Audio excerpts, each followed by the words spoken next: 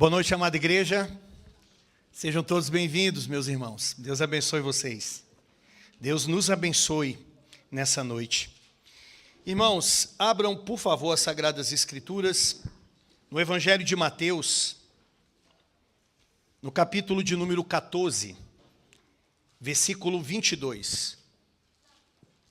Evangelho de Mateus, capítulo 14, versículo 22.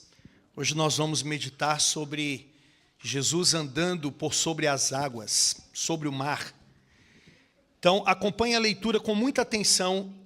Essa é a palavra do Senhor que nos diz assim: logo a seguir, compeliu Jesus os discípulos a embarcar e passar adiante dele para o outro lado, enquanto ele despedia as multidões.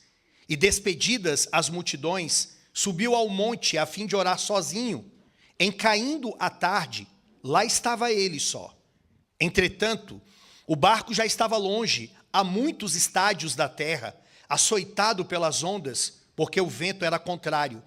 Na quarta vigília da noite, foi Jesus ter com eles, andando por sobre o mar. E os discípulos, ao verem-no andando sobre as águas, ficaram aterrados e exclamaram: é um fantasma! E formados de medo, gritaram. Mas Jesus imediatamente lhes disse: tende bom ânimo, sou eu, não temais. Respondendo-lhe Pedro, disse: se és tu, Senhor, manda-me ter contigo por sobre as águas. E ele disse: vem. E Pedro, descendo do barco, andou por sobre as águas e foi ter com Jesus. Reparando, porém, na força do vento, teve medo. E começando a submergir, gritou: salva-me, Senhor. E prontamente, Jesus, estendendo a mão, tomou-o e lhe disse: homem de pequena fé, por que duvidaste? Subindo ambos para o barco, cessou o vento. E os que estavam no barco o adoraram, dizendo: verdadeiramente és filho de Deus.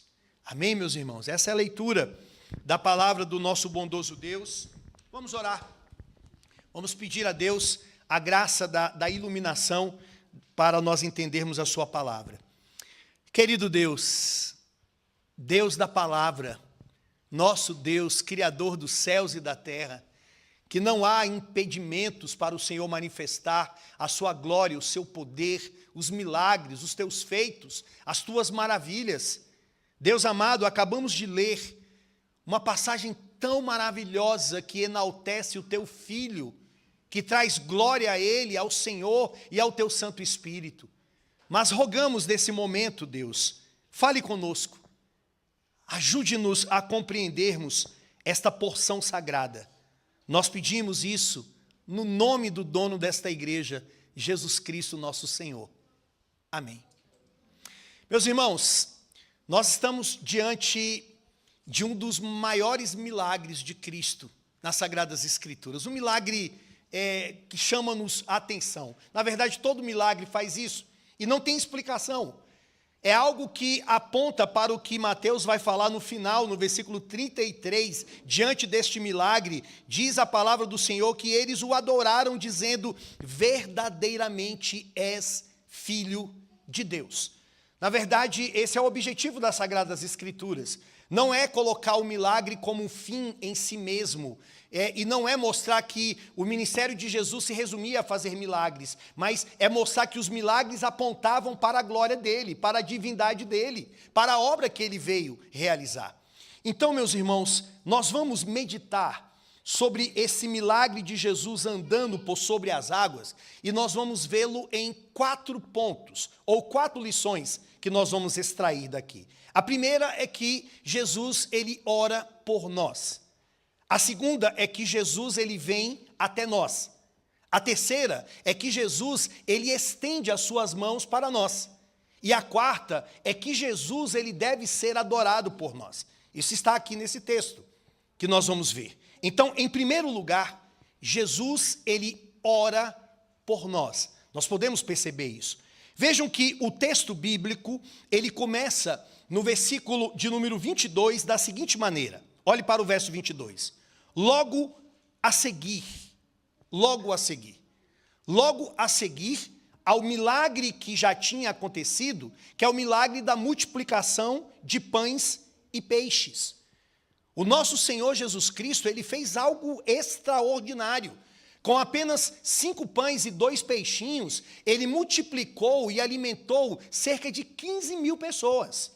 E isso está registrado aí no capítulo 14, do versículo 13 até o versículo de número 21. Então, as pessoas ficaram maravilhadas, multidões estavam seguindo a Jesus Cristo, famintas, e Jesus, ele demonstrou a sua compaixão, a sua misericórdia com aquelas pessoas. E aí vem o versículo 22, então, que diz, logo a seguir a este milagre. Então, logo a seguir, compeliu Jesus os discípulos a embarcar e passar adiante dele para o outro lado, enquanto ele despedia as multidões. Logo a seguir, compeliu. Esta palavra no grego é uma palavra forte. Na verdade, algumas traduções até colocam assim, obrigou Jesus, os discípulos, a embarcar e passar adiante deles. Ou seja, Jesus estava dando uma palavra de comando, Jesus estava dando aqui uma ordem. A ordem dele era para que os seus discípulos embarcassem e passassem adiante dele para o outro lado. O outro lado ali, eles deveriam ir a um porto, o porto de Betsaida, e depois de Betsaida, eles deveriam ir até Cafarnaum. Então, Jesus iria ficar com aquela multidão, iria despedi-los, e eles, os seus discípulos, deveriam ir num barco até Betsaida e depois a Cafarnaum, enquanto ele despedia as multidões. Por que os discípulos não ficaram junto com Jesus? Por que Jesus, ele deu esta ordem, esse comando para eles irem à frente dele e para eles irem a Betsaida e Cafarnaum? Qual é a razão disso aqui? Há uma explicação que Mateus, ele não deixa isso tão claro, mas João, ele vai explicar para nós. Lá no capítulo 6 do Evangelho de João, ele também fala sobre a multiplicação dos pães e dos peixes. Só que ele revela um detalhe bem interessante e triste. Ele mostra que aquela multidão que estava seguindo a Jesus, eles não estavam seguindo pelas motivações corretas. Ou seja, eles não estavam seguindo Jesus pela suficiência do próprio Cristo, ele sendo suficiente para o povo, mas estavam seguindo porque Jesus poderia fazer alguma coisa por eles, no caso, alimentá-los fisicamente. Estavam seguindo porque eles viram que Jesus multiplicou os pães e os peixes, então era por fins interesseiros. Infelizmente, meus amados irmãos, nós vemos muito isso ainda acontecendo em nossos dias. Pessoas que vão para a igreja apenas porque eles querem que sejam resolvidos aquela causa que eles têm na justiça, aquele problema de saúde seu ou de um amigo ou de um cônjuge, ou então alguma instabilidade emocional, financeira, alguma crise dentro do seu lar, e às vezes, quando recebem, vão embora, ou se não recebem, ficam frustrados e também vão embora. Então, mesmo assim, Jesus sabendo do que ia no coração daquelas pessoas, Jesus ainda teve compaixão, Jesus teve misericórdia deles. Mas há um detalhe que João registra. João diz que quando Jesus Cristo fez aquele milagre, a multidão tentou arrebatá-lo para que ele fosse rei, o rei deles. E aí pode ser que a gente pergunte assim, mas pastor, qual é o problema de uma multidão reconhecer Jesus Cristo como rei? Ele de fato não é rei? Sim. Ele é rei. Ele é rei de 2 modos. Ele é rei em um sentido ontológico e ele é rei também em outro sentido, que é o sentido meritório. Ontológico quer dizer que o ser dele é um ser majestoso. Ele é o criador do universo. O mundo foi feito por ele e por causa dele. Então ele reina soberanamente sobre todos. E ele é rei também no sentido meritório, porque como nosso substituto, como aquele que veio como o segundo Adão, ele conquistou o direito de ser rei. Jesus fez isso. Há uma doutrina na teologia que nós chamamos de a história salutis, ou a história da redenção, que são coisas que Jesus Cristo tinha que fazer para nos salvar. Ele tinha que nascer, ele tinha que encarnar para a nossa salvação. Ele tinha que viver uma vida reta, uma vida sem pecado, cumprir aquilo que Adão não cumpriu. Ele tinha que morrer na cruz, levando sobre si a nossa penalidade, cair sobre ele o juízo que era para cair sobre nós. Ele tinha que ressuscitar. Ele tinha que voltar aos céus em uma ascensão. Ele tinha que ser entronizado no céu e no céu ser coroado como rei. E ele foi coroado como rei. Ele tinha que enviar o seu Espírito, ele fez, e agora só falta ele voltar uma segunda vez para completar a nossa salvação. Então, Jesus Cristo, o que eu quero dizer é que ele é rei, nesses dois sentidos. Então, qual era o problema daquela multidão tentar arrebatá-lo para ele ser rei? Porque a finalidade deles era fazer de Jesus um rei político. A finalidade deles era simplesmente que Jesus cumprisse os seus interesses, que Jesus se levantasse contra o Império Romano, era isso. E Jesus, ele já havia dito que o reino dele não é o reino deste mundo, que o reino dele é um reino espiritual. Então eles estavam equivocados. E aí, por que então que Jesus, ele fica com a multidão e manda os discípulos sair e embarcarem? Por que ele fez isso?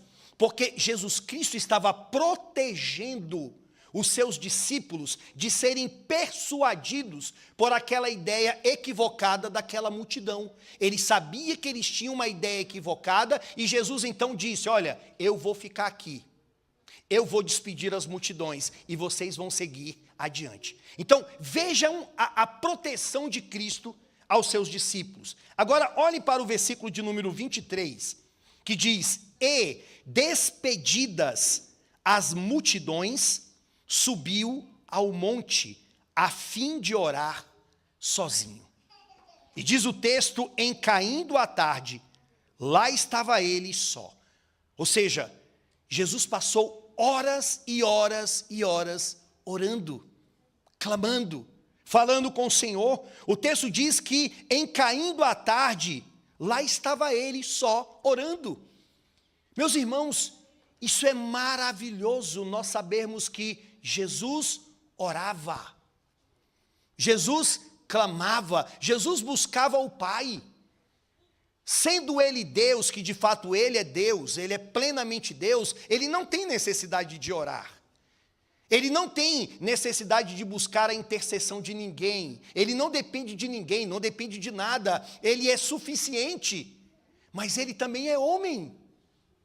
E como homem, o homem real e o homem ideal, Jesus dependeu do Pai, Jesus dependeu do Espírito, Jesus orava.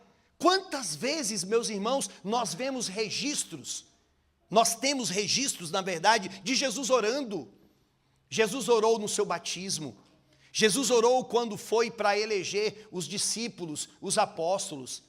Jesus orou na morte do seu amigo Lázaro.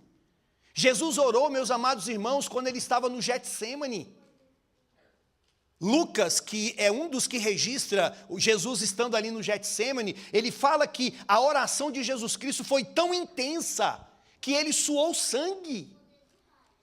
Ele demonstrou ali um sintoma psicossomático.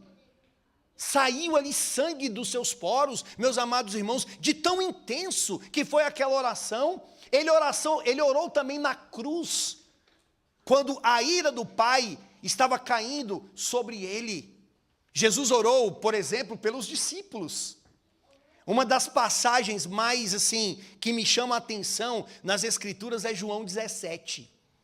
Nós vemos ali Jesus orando, Jesus conversando com o Pai. Em Mateus, Jesus ensina a gente a orar, a oração do Pai Nosso. Mas em João 17, nós temos a oração prática de Jesus. E ele fala, Pai, eu protegi aqueles que o Senhor deu em meu nome. Eu protegi, eu guardei, e nenhum deles se perdeu, exceto o filho da perdição, para que se cumprisse a Escritura. Ele orou, ele rogou ao Pai, ele falou, Pai, eu protegi, eu guardei. Isso é um fato, meus amados irmãos. Vocês lembram de Pedro? Quando Jesus falou para Pedro, Pedro, Satanás quis peneirar você, Pedro, mas eu roguei ao Pai e ele não deixou. Ou seja, Pedro só não se perdeu por causa da oração de Cristo Jesus, por causa da intercessão dele. Mas o texto de João 17 também diz que ele não somente orou pelos seus discípulos, mas também ele orou por nós. Ele fala: Pai, eu rogo não somente por estes aqui, mas por todos aqueles que crerão em meu nome. Sabe por que você crê em Cristo? Sabe por que você é um cristão? Sabe por que você está de pé? Porque Cristo Jesus, há 2000 anos atrás, intercedeu por você. E a oração dele, meus amados irmãos, é uma oração verdadeira. Não é uma oração como o Espírito Santo fala sobre nós, que nós não sabemos orar como convém, mas Jesus sabe. Por isso, meus amados irmãos, que eu e você estamos de pé. É por isso que quando nós caímos, e de fato nós caímos, nós escorregamos, nós transgredimos a palavra de Deus, mas a gente não fica lá prostrado, de forma ad infinito no nosso pecado, a gente é levantado. E por que a gente é levantado? Por que a gente se coloca de pé? Porque Cristo Jesus é aquele que nos coloca de pé, mediante a intercessão que Ele faz ao Pai. Ele ora. E eu quero que vocês entendam que a oração de Jesus não é somente uma oração lá no passado, mas hoje mesmo, segundo Romanos capítulo de número 8, ele intercede por nós. Ele tem aquilo que nós chamamos o tríplice ofício. Ele é profeta, ele é um rei, mas ele também é um sumo sacerdote. Então, saibam, em nome de Jesus, vocês que estão aqui e vocês que vão acompanhar nos seus lares, de que tem alguém orando por vocês nos momentos de tempestades, de tribulação, de crise. Saiba que Cristo Jesus é aquele que está orando junto ao Pai por vocês. E nesse momento aqui, desse texto bíblico, Jesus estava orando pelos seus discípulos. Jesus, ele manda os seus discípulos irem à frente em uma embarcação, mas ele estava orando por eles. Então, o primeiro ponto é que Jesus, ele ora por nós. Mas o segundo ponto, meus irmãos, que nós podemos aprender aqui, é que Jesus, ele vem até nós nos momentos de luta. Olhe para o verso de número 24, que começa com um entretanto. Entretanto. Jesus sobe ao monte para orar. Os discípulos vão segundo o comando de Jesus Cristo, para o outro lado, para Betsaida e Cafarnaum. E aí diz o texto: entretanto, o barco já estava longe, a muitos estádios da terra. Ou seja, os estudiosos dizem aqui que era cerca de 5 quilômetros adentro do mar. Já estavam lá no meio, bem distantes. Há muitos estádios da terra açoitado pelas ondas, porque o vento era contrário. Imagine isso, meus irmãos. Estão lá no mar, foram segundo o comando de Jesus, e de repente vem uma tempestade. Veja, não é assim na nossa vida? Às vezes está tudo tranquilo. Nós estamos ouvindo e obedecendo o comando do nosso Senhor, e daqui a pouco tudo vira assim. Um terremoto, um tsunami, uma tempestade vem sobre nós que a gente não sabe explicar. E a questão é que veio uma tempestade sobre eles, e o texto diz, porque o vento era contrário. Uma coisa, para quem entende um pouquinho de embarcação, é você estar numa embarcação e você ter um vento a seu favor. Isso é bom. Agora você tem um vento contrário, aí já é ruim. E pior ainda, quando isso acontece à noite, porque o texto diz no versículo 25, que na 4ª vigília da noite, ou seja, cerca de 3 horas da manhã às 6 horas, foi Jesus ter com eles. Meus irmãos, já pensou?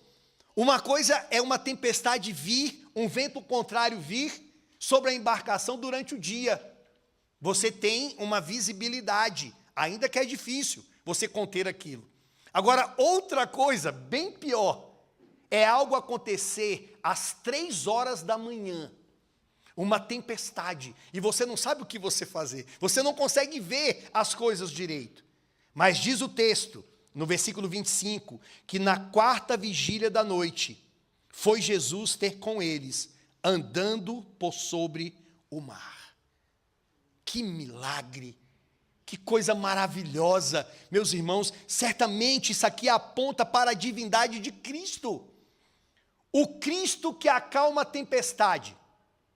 O Cristo que alimenta multidões, que faz o milagre da multiplicação de pães e peixes. É o Cristo que também anda por sobre o mar. Mateus está querendo mostrar que ele é Deus. Só Deus pode fazer isso. Ou seja, isso aqui foge, meus amados irmãos, a todo tipo de lógica, raciocínio humano. Isso aqui não tem nada a ver com aquilo que nós aprendemos, nós que somos de um pós-iluminismo. A gente que quer concatenar as coisas de maneira muito racional. Tanto que alguns incrédulos tentam explicar isso aqui, descartando o milagre que Jesus Cristo fez. Eu me lembro, eu já fui algumas vezes para Pirapora. E Pirapora tem um rio, tem um rio lá grande, muito bonito. E eu já fui em época de cheia, sabe, de ser super perigoso. Você não conseguia entrar ali. Mas eu também já fui em épocas ali também, meus irmãos, que eu falei bem assim, cadê o rio? De você conseguir andar, você ver as pedras, e você andar lá no meio, você passando por aquelas pedras. Então, algumas pessoas vão dizer bem assim, olha, Jesus andou porque não era na época de cheia.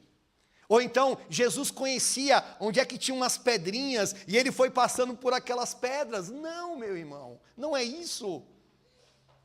Creiam nas Escrituras, creiam no poder de Deus, creiam na inspiração das Escrituras. Isso aqui é um milagre que de fato ocorreu. Jesus Cristo andou por sobre o mar, por sobre as águas. Agora, vejam a reação dos discípulos, no versículo 26. E os discípulos, ao verem-no andando sobre as águas, ficaram aterrados. E exclamaram, é um fantasma. E tomados de medo, gritaram. Se coloque no lugar deles. Não queira simplesmente falar mal dos discípulos, ou quão incrédulos eles foram. Meus irmãos, 3 horas da manhã, numa tempestade, já tinha horas, porque Jesus já tinha um bom tempo orando no monte. E eles estavam um bom tempo ali também, passando por aquela tempestade. À noite, e de repente eles olham e vêem uma pessoa andando, vindo sobre eles. O que eles devem ter pensado ali? O Augusto Nicodemos, comentando esse texto, ele fala bem assim, que eles estavam pensando que quem estava vindo era o causador daquela tempestade, e que provavelmente era um demônio que tinha feito aquilo. Por isso que eles gritaram, é um fantasma. É um fantasma. E aí, no versículo 27, Jesus então responde, mas Jesus imediatamente lhes disse, tende bom ânimo, sou eu, não temais. Tende bom ânimo, sou eu, não temais. No texto grego, meus irmãos, a palavra não é sou eu, é eu sou, ego eimi, eu sou. E é um texto bíblico que está extremamente conectado com Êxodo capítulo de número 3, quando o Senhor se revela a Moisés e manda Moisés libertar o seu povo. E Moisés pergunta, Senhor, mas qual o teu nome? Quando me perguntarem o que eu vou dizer ao povo? E Deus disse, diga que eu sou é quem te envia. Eu sou, o Iavé, ou Yahweh, como alguns colocam.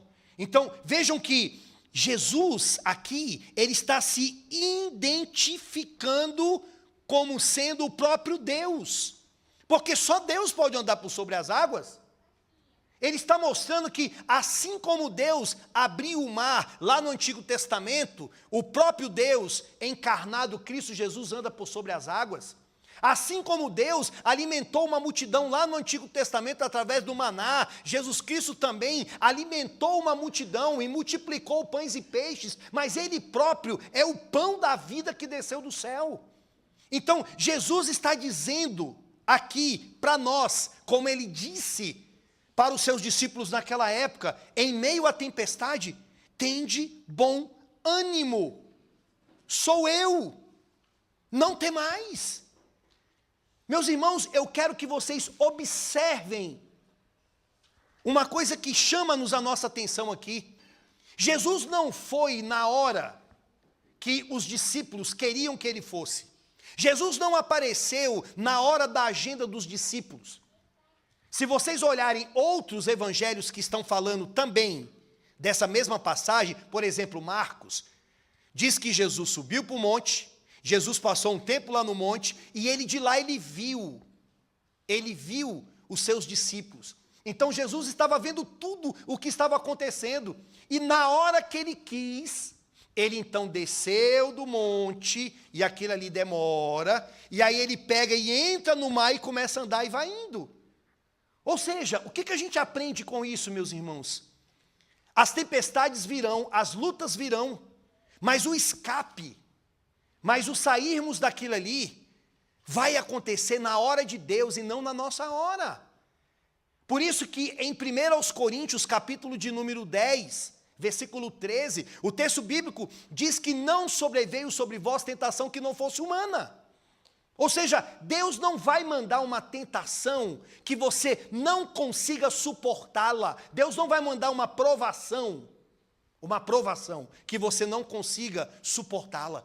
Ela vem, você vai gemer, você vai sentir dor, vai ser difícil, mas vai ser até o limite. E daqui a pouco, quem vai aparecer para vir como um refrigério? Jesus. Porque Jesus, ele ora por nós, mas Jesus também, ele vem até nós. Então, nos momentos de luta, saibam que a qualquer momento Jesus Cristo pode vir e ele pode trazer o escape, o refrigério daquela luta que você está passando. Ou então, meus amados irmãos, pode ser que você continue com essa luta, mas a presença dele será um fato na sua vida, porque a graça dele já nos basta. Então, em primeiro lugar, Jesus ora por nós. Segundo lugar, Jesus vem até nós. Mas em terceiro lugar, Jesus estende as suas mãos para nós. Olhe para o versículo de número 27, versículo 28. Respondendo-lhe Pedro, disse: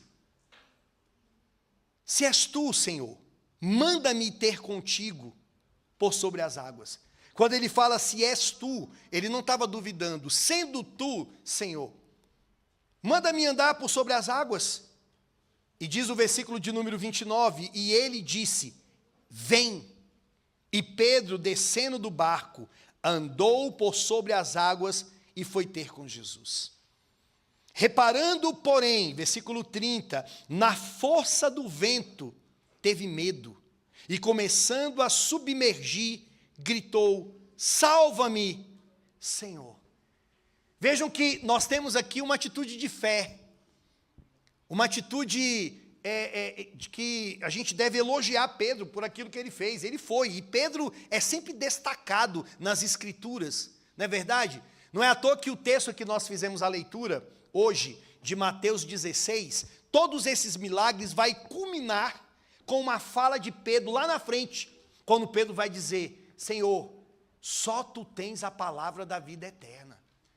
E agora o Pedro, ele vai, e o Pedro, ele anda por sobre as águas, só que diz o versículo 30, que ele começa a reparar na força do vento, e aí ele teve medo, e ele começa a submergir, e então ele grita, ele ora: salva-me, Senhor. Será que não é assim também? Na nossa vida, nas nossas circunstâncias? Quantas vezes, meus amados irmãos, nós, ao invés de confiarmos no Senhor, no poder do Senhor, nós começamos a olhar para o tsunami, para o terremoto, para o furacão, para o problema de saúde, para o problema familiar, para os destroços que estão voando para todos os lados. A gente tira os olhos do Senhor e começamos a olhar para as circunstâncias, como se as circunstâncias fossem maiores e mais poderosas do que Deus. E esquecemos que as circunstâncias, elas fazem parte da providência de Deus. Quem é que mandou aquele vento? Quem é que mandou aquela tempestade? Quem é que mandou os discípulos entrar no mar? Não foi o próprio Cristo. E o próprio Cristo não é Deus. Por que que Pedro duvidou naquele momento, se o próprio Deus, o eu sou, foi até ele e disse: não temas, Pedro, tem de bom ânimo, sou eu. Mas, meus irmãos, infelizmente, por causa do nosso coração, por causa da nossa fraqueza, da nossa carne, nós tendemos, nos momentos de luta, a olharmos para as circunstâncias. É assim conosco. E eu aconselho vocês, de púlpito, nessa pregação, quando vocês forem aconselhar alguém, chame a atenção daquela pessoa, não para aquele problema, por mais que o problema esteja trazendo sofrimento àquela pessoa. Se sensibilize com ela, mas mostre para ela que ela deve tirar os olhos do olho do furacão e colocar os olhos no Senhor. É olhar para o Senhor, porque o Senhor pode mudar aquilo, porque o Senhor está presente naquele momento, e o Senhor pode usar aquela circunstância para fazer com que a pessoa cresça, amadureça e se pareça mais com Ele. Ou será que tudo isso que estava acontecendo aqui com os discípulos não teve essa finalidade de torná-los parecidos com Cristo? É claro que sim. Agora, vejam o versículo de número 31. E prontamente, Jesus, estendendo a mão, tomou e lhe disse: homem de pequena fé, por que duvidaste? Por que duvidaste, homem de pequena fé? Eu estava vendo um comentarista, lendo um comentário bíblico, e o comentarista ele dizia bem assim: meus irmãos, ainda que um texto como esse chama a nossa atenção para nós olharmos para Jesus e não olharmos para as circunstâncias, mas mesmo que você, na sua falha e fraqueza, não olhe para Jesus, saiba que Jesus está olhando para você. O foco aqui é Jesus, não é Pedro. Não é a história de Pedro, é a história de Cristo. Ou seja, ainda que Pedro estivesse olhando para o vento, olhando para as ondas e percebendo o vento, tudo aquilo ali, mas só que Jesus não tinha perdido a visão deles. Então, Jesus em nenhum momento tira os olhos de nós, meus irmãos. Por isso que ele, orando em João 17, ele diz: Pai, eu protegi, eu guardei, e nenhum deles se perdeu. Então, na hora da tempestade, saiba que os olhos do Senhor estão fitos sobre aqueles que o Pai deu para ele. Jesus não nos abandona, Jesus está conosco. Em primeiro lugar, Jesus ora por nós. Segundo lugar, Jesus é aquele que vem até nós. Terceiro, Jesus estende as suas mãos para nós. E em quarto e último lugar, é para onde tudo isso leva, Jesus deve ser adorado por nós. Então, olhem a conclusão dessa narrativa no versículo de número 32. Subindo ambos para o barco, cessou o vento. E os que estavam no barco o adoraram, dizendo: verdadeiramente és filho de Deus. Jesus sobe no barco, o vento para. Por quê? Porque é Ele que comanda tudo. Ele comanda todas as circunstâncias. Ele comanda tudo o que acontece nesse mundo. Cada guerra, cada situação é comandada por Jesus Cristo. E diz que diante disso, meus irmãos, todos eles o adoraram e reconheceram que verdadeiramente és filho de Deus. Essa é a proposta de Mateus neste evangelho. Mateus, ele vem mostrando todos os milagres de Cristo e apresentando tudo isso para o seu auditório de judeus, e ele quer mostrar: Jesus é o Messias anunciado no Antigo Testamento. Jesus é o Filho de Deus. E Filho de Deus, meus amados irmãos, saibam de uma coisa: não é simplesmente dizer bem assim: eu também sou filho de Deus. Ok, isso é bênção. É bênção. Mas só que Jesus, ele é filho unigênito. Jesus, ele é consubstancial ao Pai. Ele é da mesma essência do Pai, é igual ao Pai. Ele também é Deus. Então, dizer que ele é o Filho de Deus é dizer, ele é Deus. E por isso que ele tem que ser adorado. E é uma hora dessa, diante de um texto tão claro como esse, que eu só posso chegar à conclusão de que aqueles que dizem que Jesus Cristo não é Deus, que Jesus Cristo não deve ser adorado, como explicar um texto como esse? As pessoas adoraram Jesus Cristo, e Jesus Cristo em nenhum momento falou, olha, não adorem a mim não, adorem somente o Pai. Não, ele foi adorado e ele aceitou a adoração. Por que ele aceitou a adoração? Porque ele é Deus. É por isso que nós adoramos a Jesus Cristo, porque ele é Deus. Se ele fosse somente um homem e não fosse Deus, seria idolatria. Seria uma blasfêmia. Por isso que pastor nenhum homem, nenhuma equipe deve ser adorada. Somente Cristo Jesus, somente a Deus nós adoramos e exaltamos. E ele é Deus, ele deve ser adorado. Agora, prestem atenção em mais uma coisa. Há uma diferença muito grande entre adoração e idolatria. A Bíblia não chama o povo de Deus a idolatrar Jesus. A Bíblia não chama. Por quê? Idolatria é diferente de adoração, ainda que as duas coisas estão muito juntas ali. O idólatra, ele está seguindo os ídolos do seu coração. O idólatra, ele quer que os seus ídolos satisfaçam aquilo que ele está dentro do seu coração, as suas vontades, os seus desejos. E Jesus Cristo, ele não vai satisfazer os desejos do nosso coração, ele é Deus. Lembra, ele foi na hora certa que ele quis, ele desceu tranquilamente do monte e foi lá e foi atender os seus discípulos. E tem muita gente, infelizmente, como aquela multidão, na multiplicação dos pães e dos peixes, que estavam idolatrando Jesus. Olha, a gente quer que você satisfaça os nossos desejos. E hoje também tem muita gente que está fazendo assim de Jesus. Como se Jesus fosse o mágico da lâmpada ali, meus irmãos.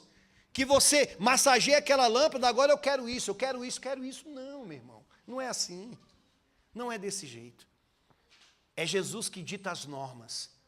É Jesus que é soberano e faz aquilo que lhe apraz. E os que estavam no barco o adoraram, dizendo, verdadeiramente és filho de Deus. Esse é um reconhecimento que nós temos que ter. Em todo culto, em tudo que formos fazer, o louvor é para Cristo. Cantamos para Cristo, pregamos a palavra de Cristo, casamos pensando no casamento com Cristo, educamos os nossos filhos para a glória de Cristo, tudo é voltado para Ele. O Evangelho é sobre Ele, o Antigo Testamento fala sobre Ele, o Novo Testamento fala sobre Ele, a salvação é por causa dEle, então todas as coisas apontam para Cristo Jesus, o nosso Redentor. E nesta série que nós estamos fazendo, meus amados irmãos, em cada pregação, em cada narrativa que nós estamos meditando, a gente tem ficado cada vez mais maravilhado com a glória dEle. Ele perdoa, Ele alimenta, Ele anda por sobre as águas, Ele nos socorre, Ele está conosco. Como as verdades que nós acabamos de ouvir. Jesus ora por você. Eu quero que você saia aqui nessa noite sabendo isso. Jesus ora por você, Inês. Jesus ora por você, Lara. Jesus ora por você, Bia. Ora por você, Jaque. Jesus ora por todos nós.